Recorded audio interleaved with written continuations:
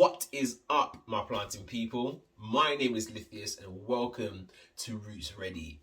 Today I'm going to be talking about my plant wish list for 2022. Stay tuned.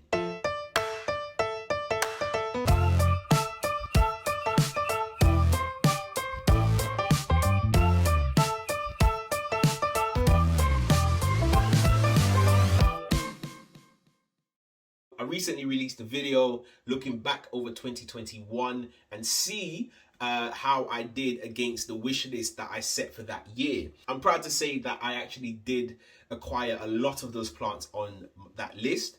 Some of them I didn't, and they will be making a reappearance in today's video. So I guess I'll just kick it straight off.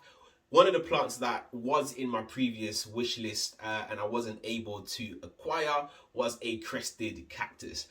Very, very beautiful plants. I did manage to get a cactus. I got a couple of cacti over the past year. In fact, I think I got two cacti and one euphorbia, and I am still interested in getting a crested one. I haven't been able to find one. I've been finding some really small ones, but I would love like quite a substantial one. But those are hard to come by in the UK for some reason. A lot more popular in Italy and in other parts of Europe, but just not so popular here. So I'm hoping that I'll be able to get my hands on one this year.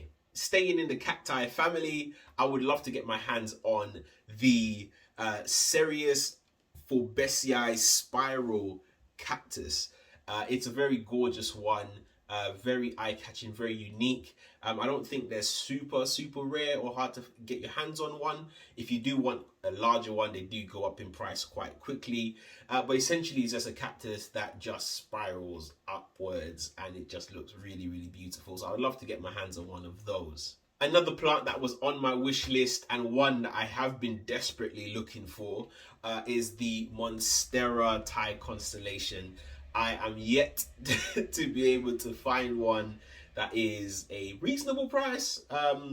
Maybe I shouldn't say reasonable because, you know, it has actually held its price for quite a while. So I'm hoping that I'll be able to get one this year. Preferably, I would love to trade for one.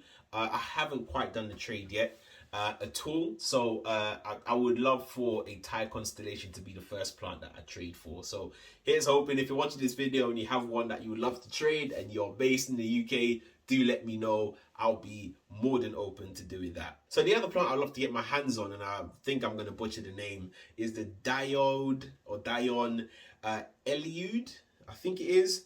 Anyway, it's a type of palm tree.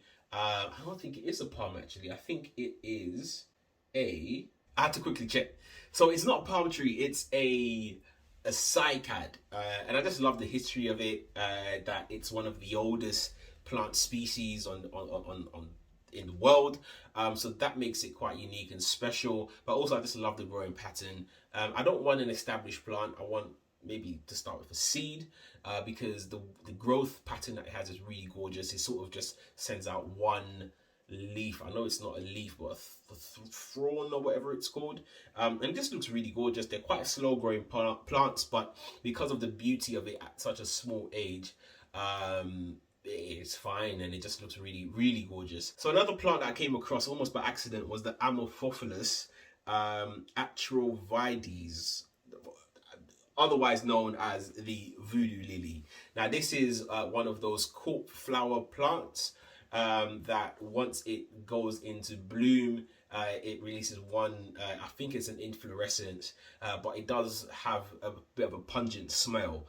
But before it gets to that stage, it grows out one single leaf that, you know, goes out into different leaflets, but it's a really dark purple, almost black leaf with a beautiful pink or red outline, and it's really gorgeous.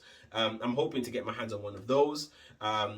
If I do end up having one in my collection, what I will do is cut off the flower before tend to the plant before the flower comes out, because I really don't want my space smelling of a corpse. So that will be the compromise that I would have to make with that plant. So we've come to the Hoya section of this video, and there are two Hoyas that I would really love to add to my collection. One is the Hoya Ritzy, just a gorgeous plant. I love the speckling on this leaf. I love the shape of it. It gives me Hoya Ritzy vibes in that it's almost heart shaped, but not quite.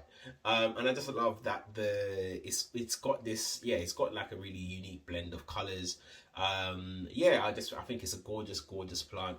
And one that I would love to welcome into my collection. The other Hoya that I would love to bring into the family of plants that I've got is the Hoya Ritzy borneo. It's really almost a simple Hoya, but what makes it unique is the speckling on there, that when it is sun stressed, it has those wonderful pink splashes on the leaf. I really do like the growing pattern on it. I think it's just absolutely just lovely. So I would love to have that one in my collection, and maybe aim to have it around the summertime so that I can get it close to a window, maybe an east or a west. It's the only ones that I've got in my home. And yeah, just get that lovely sun stressed color on it, so I can enjoy it. I've only got one philodendron on my list, and that is the Philodendron Patriota, and this one has made it back into this wish list because I wasn't able to get my hands on one as I had hoped to last year.